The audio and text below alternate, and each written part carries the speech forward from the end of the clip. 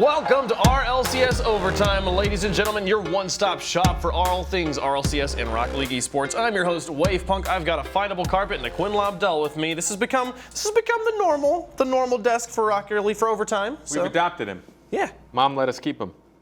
It's so nice to be here. It's just good to have a home, right? better than where it was before. We've got a great show in store for you guys, ladies and gentlemen. We'll have a 1v1 with Garrett. We will talk about the PRL rival week that we are in the middle of right now, and then we'll get you guys to yell at each other about some just random opinions, you know. I'm not going to lie, you just said rival week, but I thought you were saying like a rival week. A rival week. I was like, wait, you're so cute. Get a little rivalry going on. Rivalry League is doing rivalry week. My goodness. Sorry, guys. If any community was going to do a rival week, it would be the PRL. It's in their name. Makes a lot of sense. But we're getting ahead of ourselves. That's not till later in the show. Right now, guys, it's all about Brisk. The third Brisk is coming up here. We've had two. We did one in North America, one in Europe, and now we're going back to North America. It's going to be this weekend, August 6th, 12 noon PST, right here on twitch.tv/Rocket League. Be sure to tune into all this Rocket League action. It's going to be great. I'm always a big fan of all these LAN events and online events and all the stuff that's going on in between seasons. I've talked about it here on Overtime probably 6 times, but I'm still going to keep mentioning it just in case you missed it. But I'm loving watching watching Number 7 is just as important, man. It is. Number 7 is just as important as number 16 It's very numerical, okay, because this is the most SART BC named tournament I've ever heard because it's the 7-11 Summer Series presented by Brisk. So that is true. That's pretty dang That close. was pretty good. I've only had to say it like 14 times, you know. It's funny because I hear him like right before we go, I hear him muttering it like, the 7-11 Summer Series. It'd be like, the Brisk Summer Season. No. He's like going in like a crazy madman trying to figure it out. But not a lot. You've gotten it down though. Yeah, we're good. We're good to go here, and we've got some good teams to take a look at here, guys. I want to talk about who's hot and who's not in this tournament right now. We got some teams that maybe people have heard of, some teams that they haven't heard of. If you didn't watch DreamHack, there's definitely some new names here. Who's hot for you right now, Carpet? Now I don't know if I've ever. It's been a long time since I've said this team roster, and it's a little situational. I got to go with G2.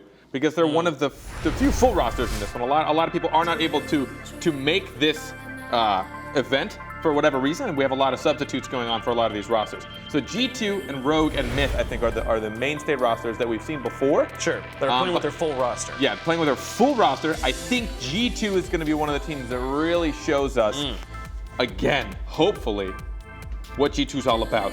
So we talked about it before, Quinn, you and I, in private or here on this desk. I never know which G2 I'm going to see. Right, yeah. I mean, every time we just watch G2, I feel like if you ask them before the match themselves, they wouldn't know how they're going to perform either. Like, not even a clue. Usually you have expectations and standards for yourself. Not these guys. It's a total crapshoot. I mean, like, rolling the dice really to see where they're going to end up for the day. But I think they've really ironed out a lot of their problems. I mean, we have mentioned so many times before they've boot camped and really focused on trying to just become a more consistent team and not really trying to work so much on like making crazy awesome team goals happen, but just ironing out the defense, the nitty-gritty stuff that makes you a successful team. I think hopefully they'll go into this more confident. I mean, NRG is using Dude with the Nose over Fireburner, so they're not going to have that. Not having to go against a full NRG roster, I think, is already just a weight off of everyone's shoulders. Dude with the Nose is no joke either. Of course. For sure. But he's no Fireburner. For anyone who didn't watch at the DreamHack Atlanta, I mean, it's super important to mention the crazy breakout performance Dude with the Nose has. He's always been like a solid player who I think every professional player had respect for, but coming off the stage for his first time ever, and that's a big deal. Your first LAN experience is basically a disaster for almost every player out there, right? It's like it takes a certain type of personality to deal with that pressure, and he did it. No, but to talk about NRG not playing with Fireburner, we've talked so many times. But they have Dude with the Nose. They have Dude with the Nose. That's what I'm saying. But this is NRG. Are you saying Fireburner? What is the strength of NRG? The strength of NRG is Jacob plus Fireburner. These two guys together. So now you're gonna have Jacob without Fireburner. How are they gonna perform? We'll find out. But G2, I think you could definitely make an argument that they are the favorite for the tournament right now, just because they are one of the only teams who are currently in kind of the top 4 of the power rankings who is playing with their full roster here at Brisk. Now, of course, honorable mention. You know I'm a big fan of their gameplay. In my head, I wanted to give it to Rogue. I've always talked about how much I love the Matt and Sizz duo, and I really love the way that they play with Turtle. But lately, obviously, they've been in a little bit of a slump. They performed really well at the first DreamHack over in wherever it was. Sweden. Wherever. That place over there. If I don't go there, I don't know where it is. But anyway, so we saw them perform really well there against all the the top dog European teams, and the big argument is like, can North America handle Europe? And we saw Rogue do a really good job against the European teams, and then not so much. And then from there, they just kind of like. And I don't know. I mean, every team has slumps. We've seen it, and I know their slump was huge. This is more of a slump. This Sorry, is guys. more of like a trip and fall, and you broke a nose. Then Well, and I don't know. You tried to pick yourself back up. You fell back down even harder again. The place where we saw Rogue fall the hardest was at DreamHack Atlanta, but we've also said it over and over again at the event that was the most stacked non-RLCS event we've ever seen. Teams had huge performances there. Ambition, Renegades, Muffin Men, Myth, all are teams that we had not seen perform on a LAN stage that all showed up in fantastic fashion. I will say for your average team out there, and including the ones who participate in RLCS even for 2 or 3 seasons now, I think that was the biggest variety of teams that you would face, meaning you'll find teams that are totally different play styles of different skill levels, and that can be really, really difficult and jarring to play against, because you play against a team that who's incredible and you're playing very safe, and then all of a sudden the next team that you're playing up against is just like whiffing the ball. You're like, how do you adjust for that? That actually makes things really, really frustrating. It makes things really difficult because you get in this mode of like, okay, I trust this player. I know he's going to hit it. I know he's going to hit this. I'm going to try. Oh, wait a second. You've already like turned your car around. You're waiting for it, and then based off of the players that you're playing against. So playing against teams from Europe and North America in the same bracket and playing against them at different skill levels is just.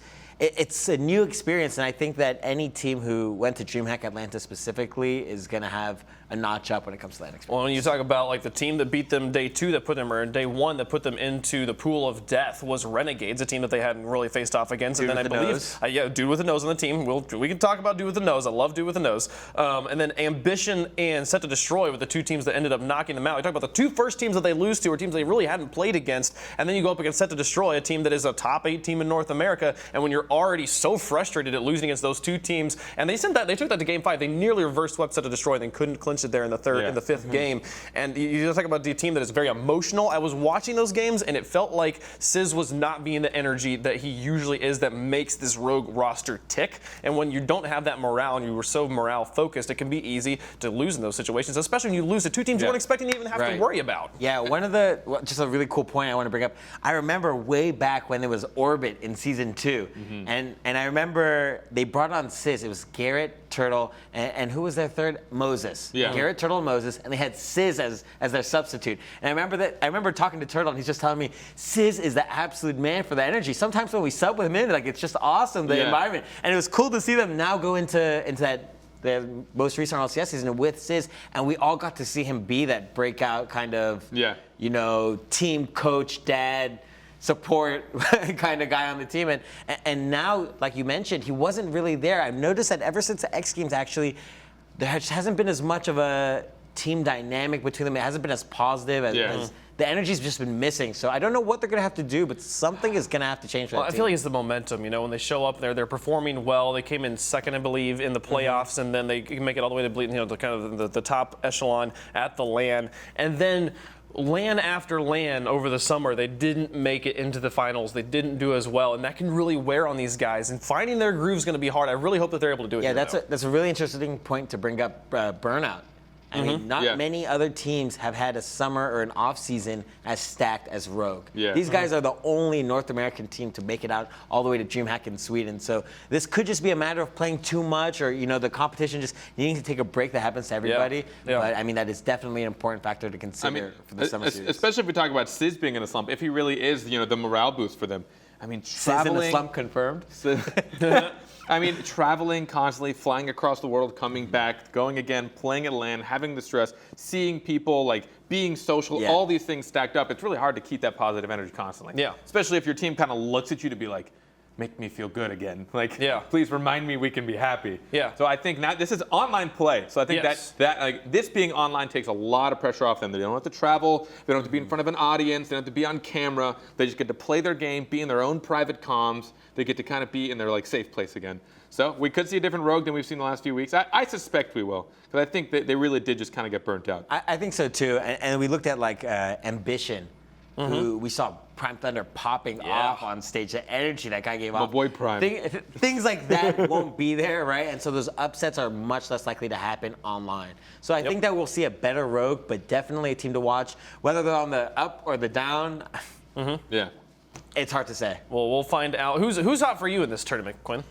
Really, I'm going to have to say we mentioned G2. I'd say NRG is the other top pick for me. I mean, you're a fan of Dude with the Nose, so. I mean, dude, he's incredible. We look at NRG and their off-season performance. This has got to be the step of dreams for these guys. Unable to win a single event and having just disastrous LAN performances time and time again. And finally being able to put it all together at the X Games where they won the first LAN since RLCS Season 1. That's going to be huge. And they actually parlayed it into a very strong performance over at DreamHack Atlanta. I mean, I was really impressed, even though they went out early. I think it was day 3. They went out very, very early, and people were kind of, I know that all of Jacob's family actually came to watch the event, and I was like, well, I guess it's a lot more time you get to spend with your family now you don't have to play. And I mean, kind of sucks for him, but yeah, when they went out early to Muffin Men, who are now Cloud9, who went on to win the whole thing. It's still a great performance from NRG. I think it was top 8, I believe. So. Yeah, they were. They were top 8. They finished off there in that first round. But I love to see. I love Dude with the Nose. I keep that you bringing him up. It was so much. He was the most dynamic. He's the most memorable face of the new faces. There was a lot of new faces in DreamHack. He's a blast, actually. But he was very, very kind of almost had that.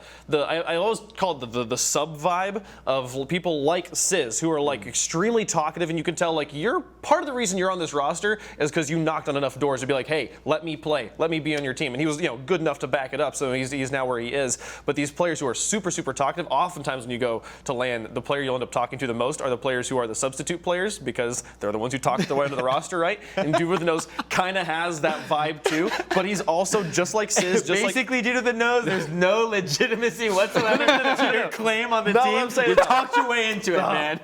Why you gotta mutilate my words like that? RLCS is full of subs who are absolutely where they needed to be because of skill, but they definitely were able to talk their way there. And Doing Those kind of has that same vibe, but now, and we heard in his interview last week, he's like, I'm totally cool with being a sub. He's one of the first players I ever talked to who's like, yeah, I'm actually okay with being a sub on a high-performing team so that I can have those over-zero turbo pulse of moments, And this is a good time for him that he can really cement himself as a favorable player with NRG. So that actually brings up a really interesting point on what kind of like the sub-philosophy of Rocket League over these almost 2 years now coming on a competitive play going into Season 4. When you really think about, okay, if I'm a sub and I'm on a team, there's a good chance I'll never get used. There are a lot of subs that we just never see because they have healthy teammates who don't get sick. Rocket League just doesn't lend itself well to substitutes. There's just not enough like really room and time and practice to put a substitute in and work with them. But now if I'm a substitute for NRG, me, all right? Let's talk about my awful gameplay. Okay. I'm a substitute for NRG. I'm going to look a lot better playing with anyone on that roster than I will subbing for a team that's like maybe not. I think it depends on who you're or starting on a team. That's true. They're going to make me look better just because they're so good, no matter how bad it is. I mean, we saw Dude with the Nose, and who was the other? Hot Wheels Sid, who's actually a former substitute for Genesis, and he also played in Season 2, so definitely not new to the community. I guess to finish my point. Not to say the Dude with the Nose isn't going to be able to live up to his standards, but I think it's really good for a substitute that already kind of had a breakout moment to then be able to perform with two such solid working players. And then on top of it, he can kind of he's got a threshold of how he can perform, and they can still do really well. Because anyone from NRG working together, they've been together for so long, and they work well. So I think it's really interesting, the sub philosophy, who are you subbing for, when do you get to play, and who are you actually playing for? Yep. I think it's a really big portion, whatever word I wanted to use there. Portion. A good portion of how you would think you were going to perform. Oh, dear. I'm sorry I did that to you. Oh, my goodness. Yeah, no. NRG, definitely a hot team. Dude with the Nose, a hot player right now. We'll see if he can perform. Fightable Carpet's going to go learn English again. It's going to be great. But when we come back, we're going to talk to Garrett. Can't wait to talk to NRG, their roster here. We'll have that right, more, all this stuff, portion, words, after the break.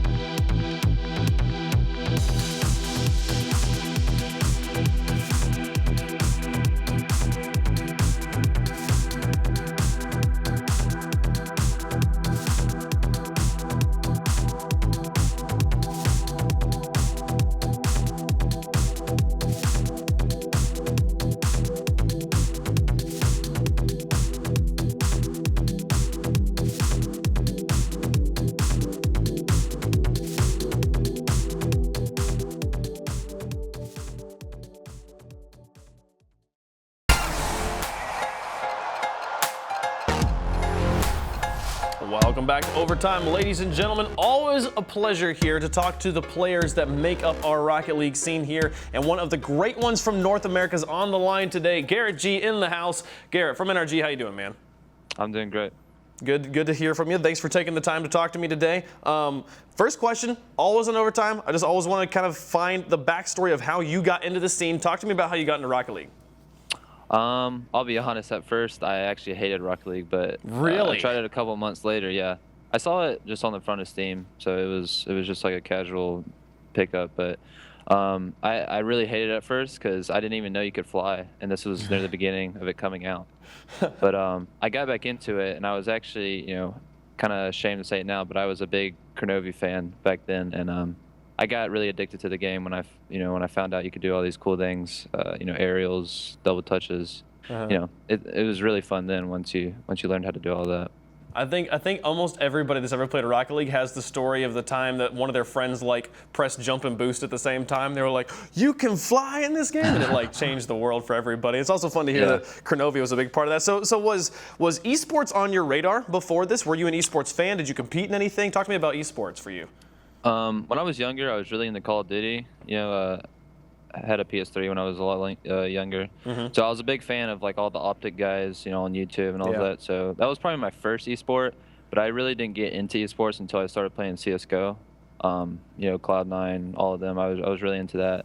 I was never good enough. I was just a spectator because I was too lazy to find a team. But yeah, CS:GO is really the first esport I started to learn a lot about, and yeah, that's pretty much it. Yeah, so following the CSGO scene, and then find Rocket League, end up being one of the best, and now you are on one of the best teams in North America, NRG, a team that's been a 3-time online champion, but you guys struggled so much to get that LAN victory for so long, and finally we saw at the X Games you guys come out and get the win. We heard from Jacob at DreamHack about how he felt. Talk to me about how it felt to finally get a victory on a LAN stage. Yeah, after RLCS finals, we were pretty disappointed. We were happy about the third place finish, but that Sunday we just really did not show up, and I think that was one of our bigger chances to win RLCS. But going in the X Games, we knew we could do it. But it was one of those victories where you have to look past it. Celebrated the day of, but for me, complacency is one of my biggest fears. So, right after we got back home, I was just we were bad to practice because we want RLCS. X Games is great, and we're proud of ourselves. But now we know we really can do it. So hopefully season 4 we'll make a run for it.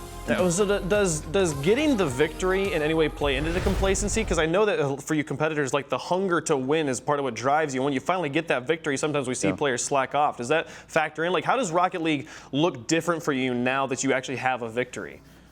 It's not that much different. Not many people agree with me, but the greatest mindset to have for me was always to think I sucked.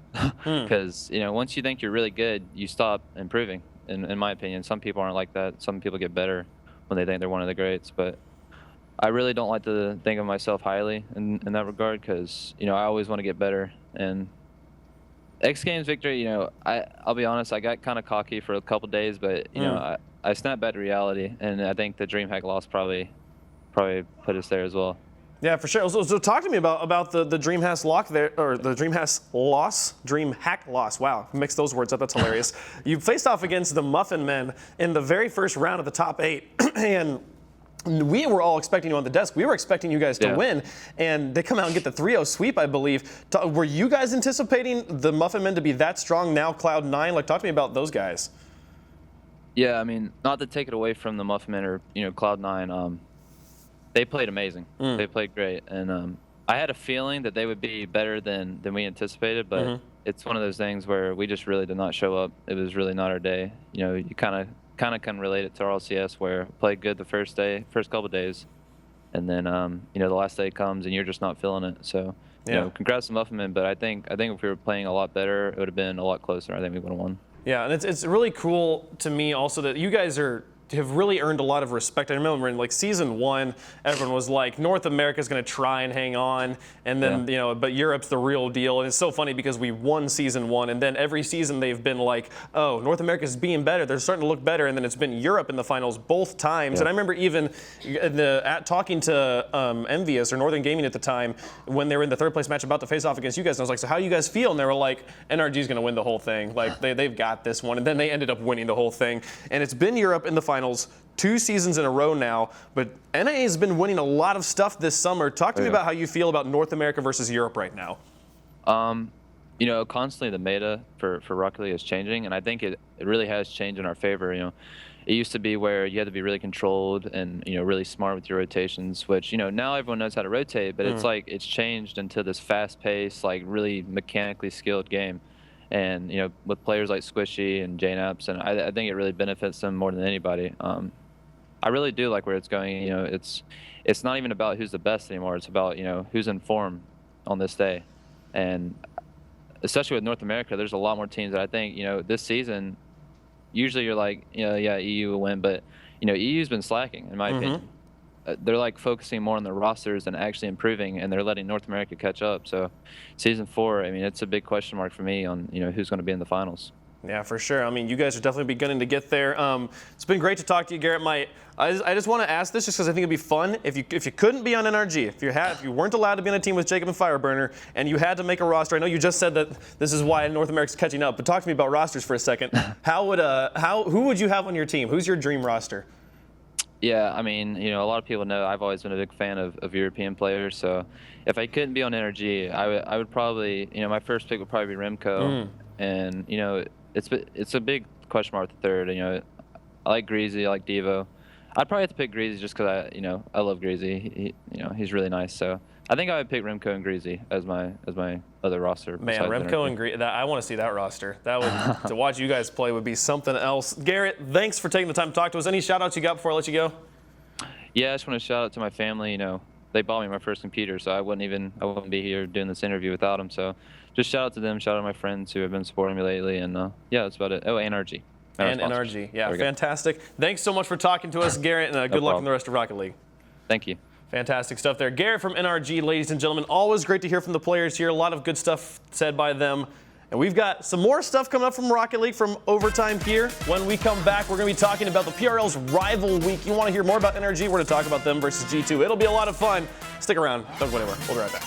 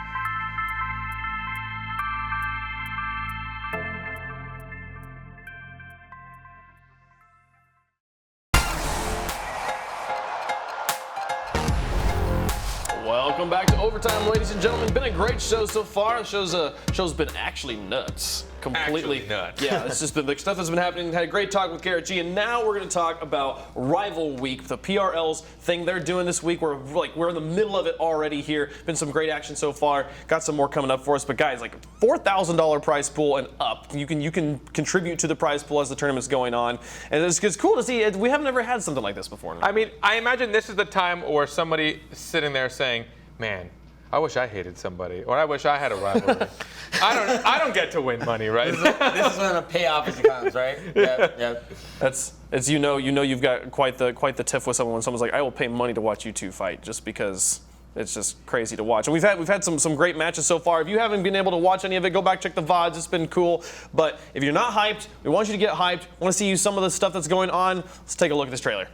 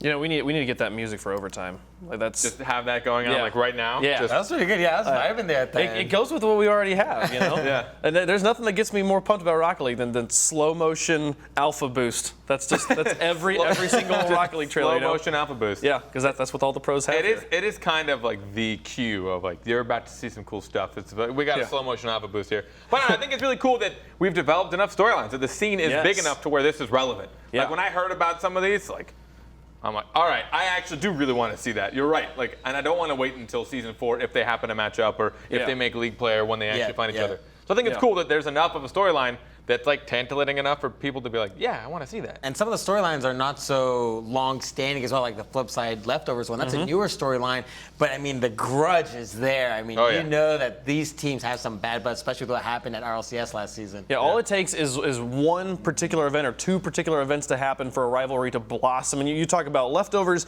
versus flip side. This is the match that's going to happen today, so we haven't seen this one yet. And these guys, you talked about it. It's week number 1. The leftovers reverse sweeping flip side with the dribble heard around the world thing from Fair, he was able to dribble all 3 players, and then they were the team to knock them out at LAN. So you know that Flipside's out for blood against the leftovers. I mean, that match kind of sandwiched the leftovers' career. They opened up league play week 1 with a reverse sweep against Flipside Tactics. They literally called themselves the leftovers. That's the first time we'd seen them. We're like, you know, I guess they're going to be okay, but they don't even seem to know if they're going to be good. And then they reverse sweep leftovers, or sorry, Flipside. And then at LAN, that's like that was like their last win, I think. Their last win was to kick Flipside out of LAN.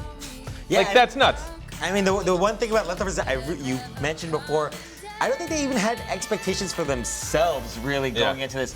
And taking out Flipside, who were at the time the current world champions, and just like knocking them out, that was so much fun to watch, especially because you know that they were up there on stage or like at home, you know what I mean, just like with so much swag, just like whatever, just knock out the current world champions, no problem. I think I love the way Snasky said when they figured it out. Like when they were down 2-0, and I think in comms he's like, I just said, I mean, I guess we should reverse sweep Flipside, right? Yeah. And then they did. Like, just, what a great mentality. I'm like, I guess we have to do this. We don't have a choice. It's time. Let's do it. It's time. So, but my favorite part of this storyline has always been Farah, the player who nobody knew, who comes up, makes a name for himself, is one of the best players on this team. And I mean, it's always hard to say who's the best player on a three-man team where you have to rotate and everybody plays all the roles, right? But Farah, such a star player, no longer a part of the roster though. So this changes things up. I believe they've been playing with Pondex, I believe is the player that the Leftovers have been playing with, and they have not had the success they were having during season 3. This shakes things up, and if anything, I feel like it maybe plays into Flipside's favor here.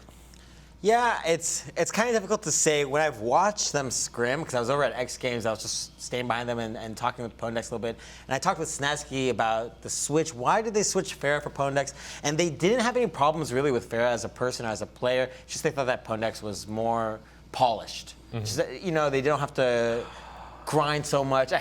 It can be frustrating, especially when they had such a great I question that decision, performance last season. But But I mean, they know what's more comfortable for them, and I think that it's going to take time for them to kind of bring him in. They had a couple tournaments under the belt. They didn't go to GMAC Atlanta, which for me really that was heartbreaking for me because I thought that would have been a great chance for them to play teams of all caliber, whether North American or EU. That tournament was stacked. Would have been a good chance to see them get beaten by the Muffin Men for sure. Oh yeah, it's just the Muffin Men were on fire. Now Cloud9, such a cool team, but it's. As a former pro, talk to me. They dropped Farah because they feel like Pondex is going to be better, and now things are not going as well as they were with Farah. And I know Farah is not happy about being dropped. He already knows. He already knows what he has to say. What do you got? No. Okay. Farah right now is going. Farah's not the problem. Farah's not. He has like 100 different accounts on Twitch right now, just saying Farah's not the problem. but I mean, I don't think that they can really make any judgments yet. The season hasn't even started.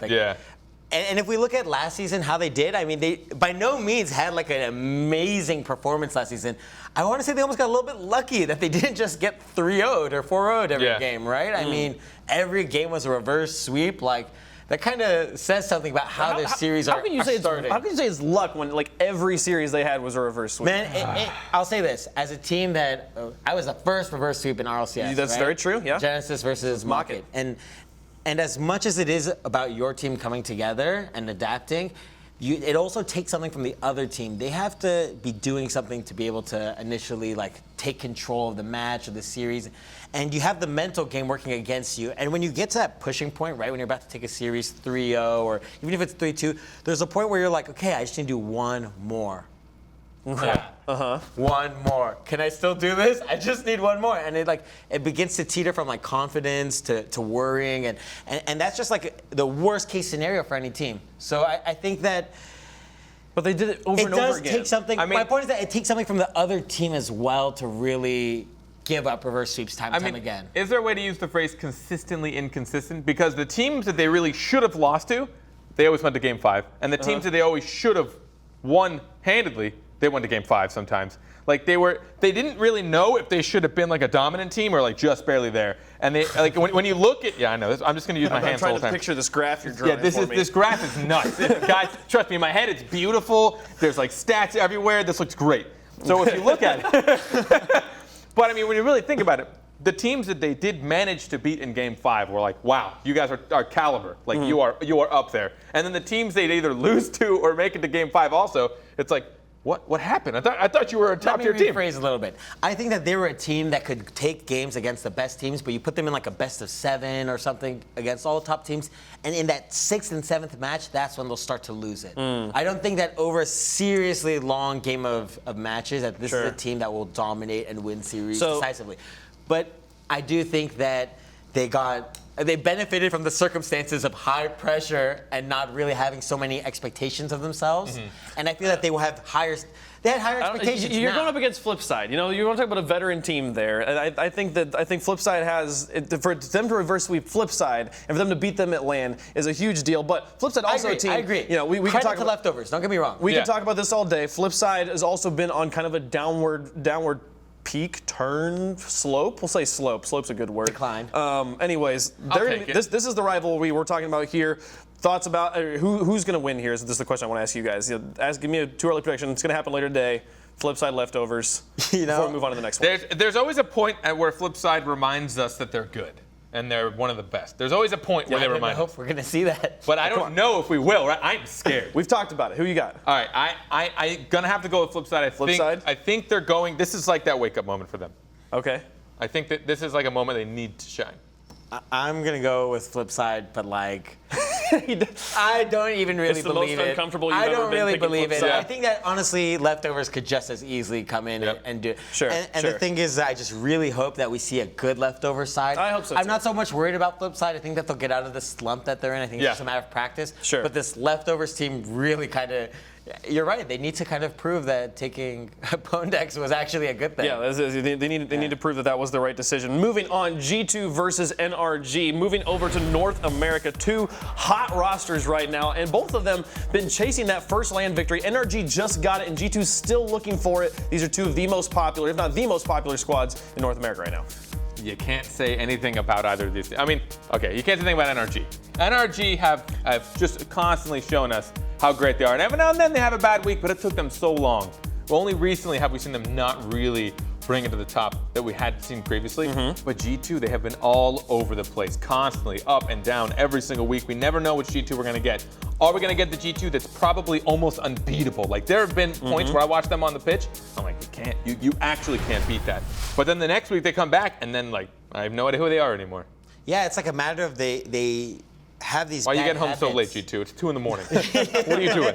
Where have you been? I don't know who you are I anymore. think that they're definitely on an upward. They're definitely on the up right now, as they've been, Upward slope? The upward slope, sure. The upward peak, I don't know. Incline? Yeah, incline, direction, plane, gradient. This is too many words. They've been winning more than of late. They have not. They've won the first Brisk tournament. We're going to get to see them perform again, I believe. And then we have them performing very well It's at really like DreamHack. every other week. They just have Sure. a good performance Yep. and then a horrible performance and then a good performance to be like, we're not that bad, guys. Come on, you can't really think that. It's like my sleep schedule. It's like 1 week I swear I'm going to bed at real hours, and then the next week it's like it's 4 in the morning again. What am I doing?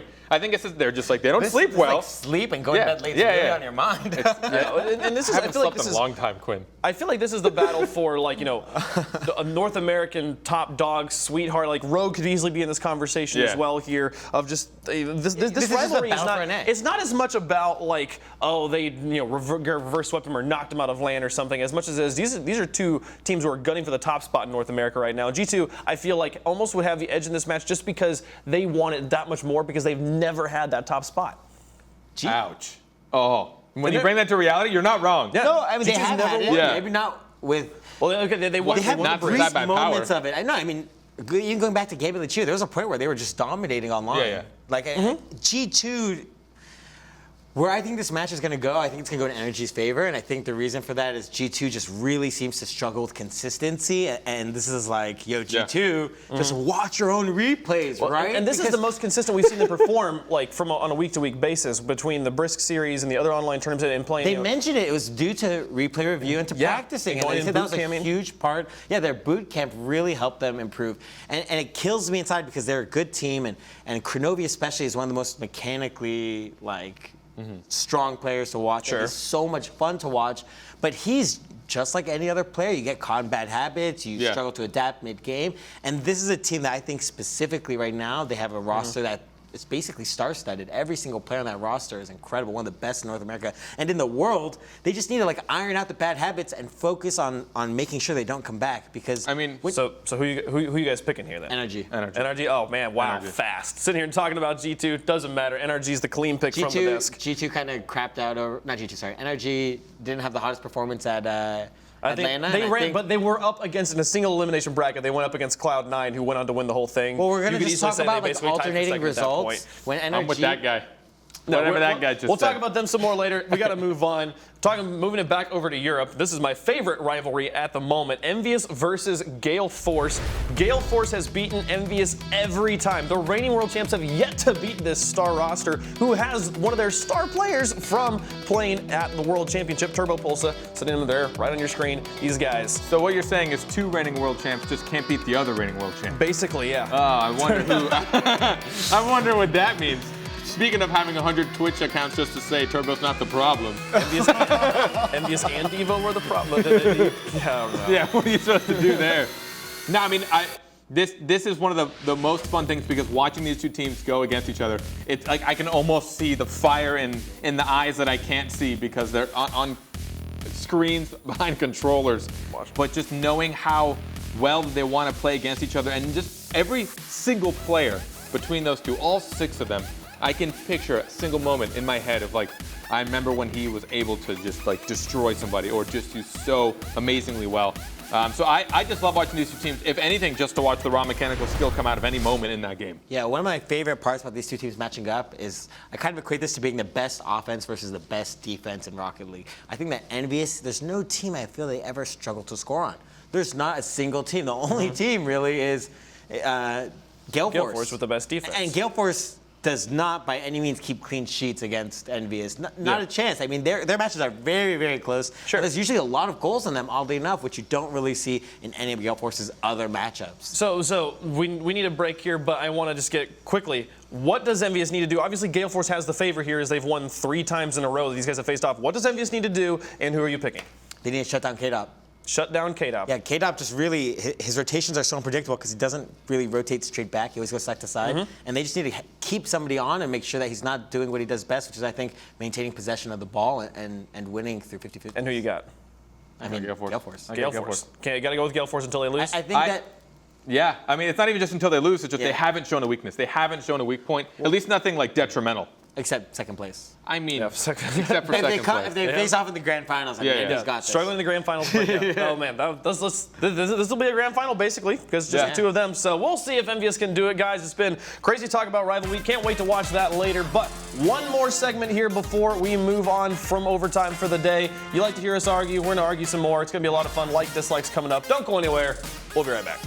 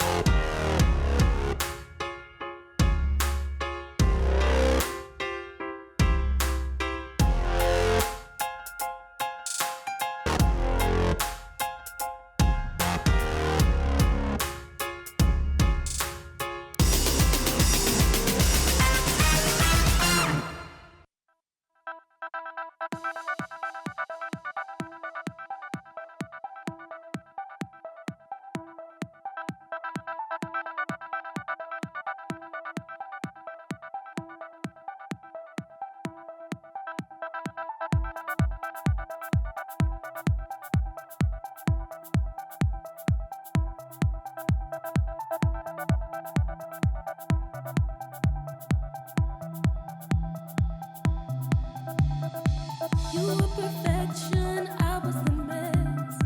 I lacked emotion, you did your best. I was behind you through every step. You lost your way and you fell instead.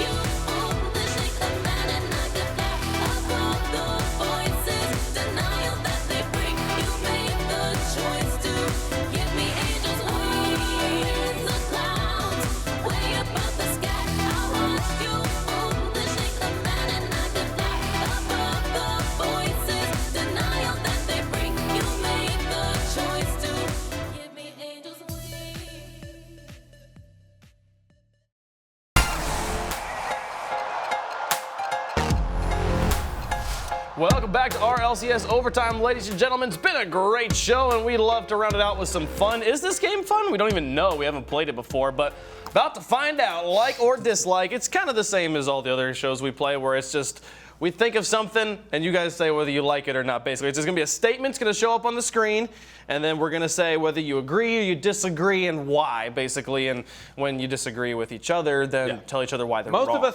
Most of us talk about it. Quinn screams about it. Yeah. And Don't like the fact that I'm Don't this get close upset to that you. you're wrong. It's not. It's like or dislike. It is. I dislike everything you have to say. You're That's just probably upset. true. Carpet's just upset he's not the loudest person on the RLCS That is set true. anymore. First question, we saw it at DreamHack. Is Backfire is a viable car? That's the statement here. The Backfire is a viable car option. How do you feel, Carpet? I gotta go with like. Okay. I think every card is a viable car option, just no matter how you play it. And I've talked about the philosophy of cars before. I think that the graphics of the car, depending on how it represents its actual hitbox, it just psychologically tells you how to hit with it. Certain cars are really good with this. People like flat cars because they represent the hitbox more accurately. I think all cars are viable. Like. I'm just gonna say, just by saying that all cars are viable, you are validating James Bott's choice of using the Merc. No. James is always wrong. Nope. I was just gonna say, I regret that I have to like as well. I was really, really, really looking forward to yelling at Carpet, but I mean, they normalize a lot of the car values. Honestly, it's so much of it is standardized. The hitbox may be a little unintuitive, but that's your own problem. That's not Backfire's problem. Hey, Wow. I'm liking too. Markey looked great at DreamHack with the Backfire. He actually scored one insane He scored a few redirect. goals. I think that remember. they won some games with it. I think they won a series. I'm trying to remember how many series Oh, they yeah. didn't play with it, but Win Season 2 World Championships with Octane. It I think was we're going to play with Backfire. Had one good game. It was the ugliest Backfire I'd ever seen, too. It was like light blue and pink yeah, with he like the was, flame matching decal. the- But to be fair, there's been no like new decals for the Backfire. How much you want to bet there's a Backfire decal on the next crate? I mean, I wouldn't take that bet because it's I want probably it. That's all I know. I want it. I want it. I'll take it. a Backfire decal? Yeah. You would never use it. Yeah. No, but I want it. Okay, next. This is going nowhere fast. Next question. I'm ready. I hope you guys are ready. C9, Cloud9, the Muffin Men, best team in North America right now. Carpet. I think it's a harsh word to say. I've talked about consistency too much to say like. I got to go with this like. Not to say that Cloud9 can't be the best team in North America, but if you show me once, you got to show me like 6 more times, and then I'll say you're the best team in North America. They had an amazing showing, and I've got high hopes, and I think they can do it again. But I want to see consistency out of them first before I go with the bold statement that Cloud9 is the best in North America. When you're not in your head, that's boring. Yeah. I hate to be boring, but I mean, it's more of the He same. knows I'm really. right. Quinn has finally figured it out. Carpet is always right. You found a way to get into my head and take my opinion before I could say it. So really, you're just copying me. I like them. I like it. I think Cloud9's best team. Mainly, I might. But why? They won one tournament. won- I mean, don't get me wrong. They beat everybody. They beat all the big So dogs. once. They beat Gale Force. You ever- They beat NRG. You ever they beat your big G2. brother or something like at a video game? Like it just happened once. It's like They're also They're Cloud9. you have to ask yourself who the I real mean, loser G2 is. beat everybody the last brisk. Were they the best in North America? Oh, yeah, Right after that? Stop it, okay? I'm just trying to help here. Next question. Moving on. Other side of the pond. Gale Force qualifies for Season 4 without dropping a single game. I got to go with like on this. I think with the new format, they're not going to have dropping as a much of a single game. challenge. Not a single game. Single I think game. they can do it. Yeah. I think the way they play is so calm and I meticulous. already agree, so I'm just gonna say I like. Right? Yeah, it's the same thing. He's I think figured it it is out. completely due to the format. You guys keep making me be I the one mean- to make this show But interesting. think about it, though. We talked about how defensive they were. I think that teams are going to have a really hard time scoring And them you're at gonna all. have less matches overall. It's only 2,048 teams or something Not a like that single game. per Not a single game. sign-up day, right? That means that at most you're playing with 2,000 Now- something other teams, as opposed to the 3,000 that was in RLCS Season 1. I'm not going to lie. Dislike for the record, you guys are crazy. They're I'm losing not going to games. lie. I'm saying it a little bit for the gamble because I want to be. When I am right on that, it's going to be awesome. But you guys I mean, wouldn't take my bet that there's going to be something Gale crazy. Force is No. dominating defensively, like the best teams in the game. And we dropped like 2 sets on Genesis back in Season 1. Not sets, sorry, 2 games. Or 3 games over a whole like 3,000 teams. I don't care how good your so this is like the defense is. best. Well, yeah, this is the best lose a defensive single team game. ever. No, it was a single game. Oh yeah. Oh no. Fine. Well, I'll give it We're to so you. scared of all the Give teams it that to are you. worse than us. Wave's going to give it to Oh, you. we might lose a I'm game. going to give it to you. Next question. What? Moving on. NA better than EU. The classic rivalry of all of Rocket League. Carpet. Hold on, the statement is NA is better than EU. North America is better than Europe. I'm just going to dislike the whole thing. I don't Okay. think, I can't Who say gave either. us this question? I don't know. Because whoever did, it's a dumb question. I just dislike the statement. How's that? Okay. Dislike the statement. You said it. I dislike you. No, I'm just reading what's in front of me here. You kinda, Don't shoot the messenger, Quinn. Hey, I'm a little dislike too. Just Okay, a sheep. we just dislike the question. I don't even know. I think it's too balanced. Yeah, we've seen North America take some lands, but overall Europe just is deeper, at least from what it seems the teams that perform on there. I'll say that- on top of it, again, Just like let me Aaron talk, said, 'cause they're you keep mixing up their talking. I'm done rosters. with you talking. No, really.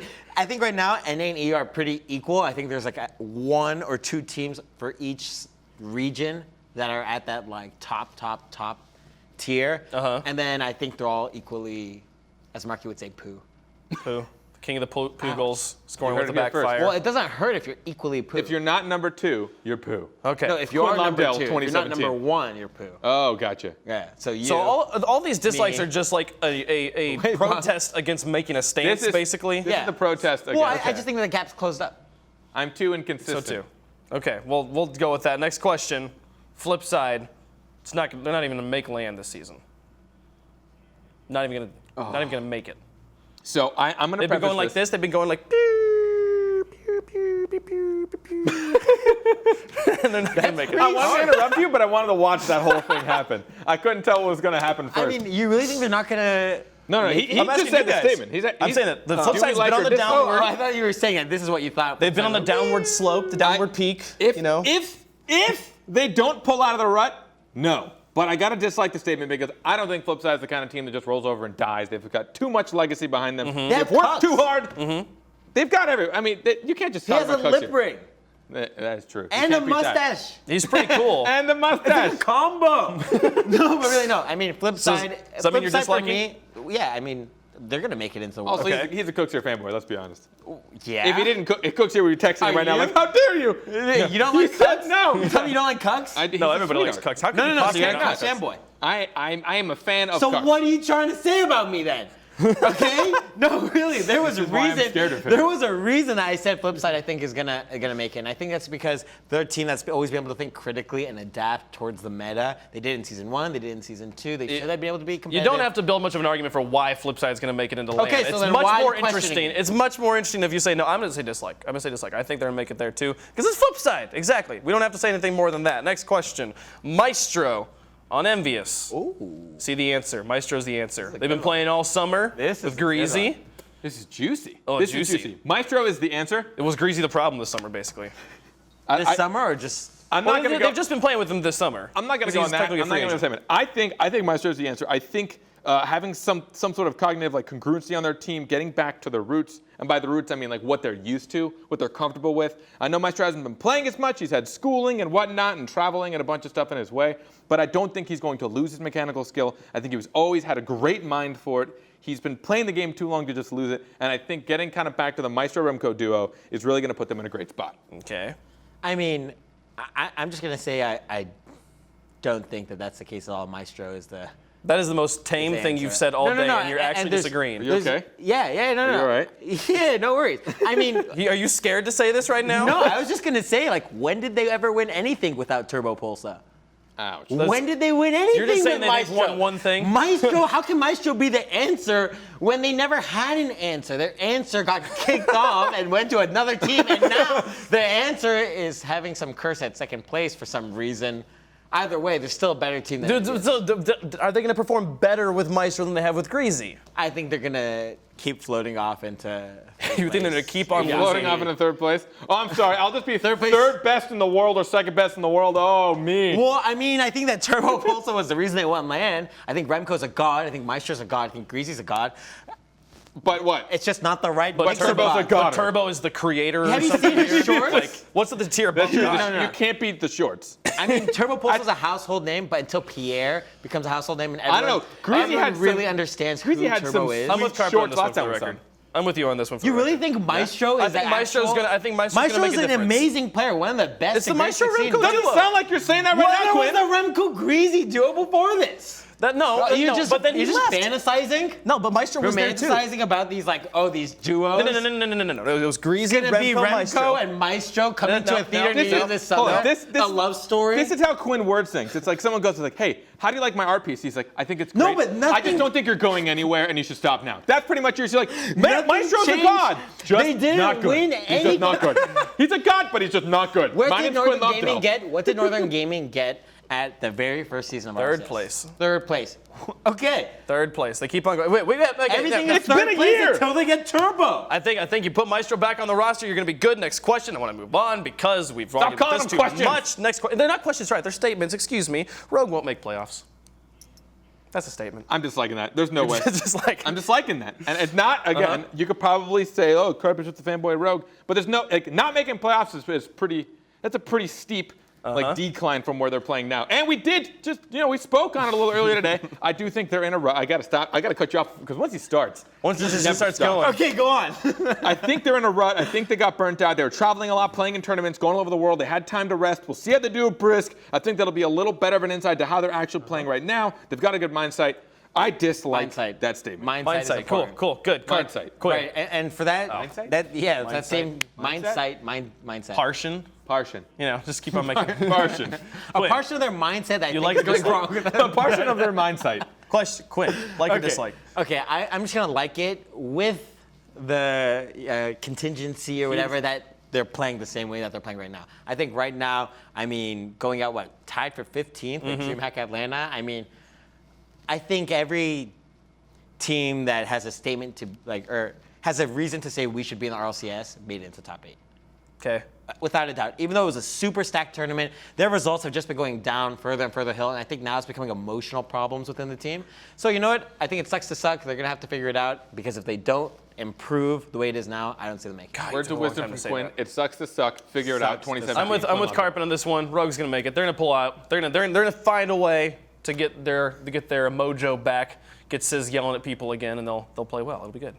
I'm with you. You're with me. Of course you are. Because we're right over here. Anyways, last question. I don't know why you guys got so quiet Last there. statement. Jeez. Or not last one. Close to last one. Teams should have a non-standard map specialty. Okay, first of all, but I don't like the fact that it's Wasteland showing right now, because I'm really bad at Wasteland. I'd agree with you. But I think the diversity of Rocket League, as far as the gameplay is changing, metas have been changing constantly, right? But it almost feels like now the size of the map is starting to restrict how good these players are. It feels like that. Quick, give me I your want answer new fast. things to get One in of the the way. most You like or interesting dislike? things. Like or dislike? I like. I dislike. like. Can we talk about that for a second? Why do you dislike? Let's talk about the fact that every team that's ever been like, let's pick a non-standard map in RLCS loses on that map. Because they don't actually practice it, not to the degree they should. I think it seems like I played I'm it a few not times saying last that week. the non-standard maps that are in the game right now are adequate. I'm saying that I think there should be non-standard maps that are specialty, but I think they need more non-standard maps or better non-standard maps. Cucks mentioned to me making the maps actually longer, not Oh, that'd any be cool. wider, That'd but be just cool. becoming a longer map and being able to punish teams that like to cherry pick or don't rotate properly, things like that. I think that would be an awesome thing to bring into your arsenal. And it's kind of like when you have teams in other games like Counter-Strike or something where you have maps, right? Yeah, It's that's a different- completely different game. How? Counter-Strike is built yeah, around okay, no, no, completely no. How is it different, he says? How is it different? How is it different? I don't have I made the enough time. comparison. I don't have enough time to talk about how different Counter-Strike is than Rocket League right now. That's not what I meant. Last question, last statement. They're not questions. Last statement. People should follow our LCS casters on Twitter. Yeah, but not Yep. but not you. Follow me on Twitter. You misconstrue everything I say. No, we're talking about Twitter now. I like.